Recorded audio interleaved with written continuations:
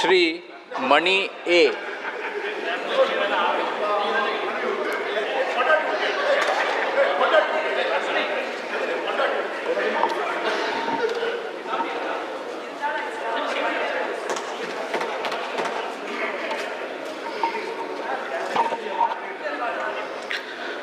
மக்கள் சபையின் உறுப்பினராக தேர்ந்தெடுக்கப்பட்ட ஆ. மணி என்னும் நான் சட்டபூர்வமாக நிறுவப்பட்டுள்ள இந்திய அரசமைப்பில் உண்மையான நம்பிக்கையும் பற்றுதலும் கொண்டிருப்பேன் என்றும், இந்திய நாட்டின் இறையாண்மையும் ஒருமைப்பாட்டையும் நிலைநிறுத்துவேன் என்றும், நான் மேற்கொள்ள இருக்கும் கடமையை நேர்மையுடன் நிறைவேற்றுவேன் என்றும் உளமாற உறுதி கூறுகிறேன். வாழ்க தமிழ், வளர்க தமிழ்நாடு, வாழ்க முத்தமிழர் கலைஞரின் புகழ், வாழ்க தலைவர் தளபதியின் புகழ்.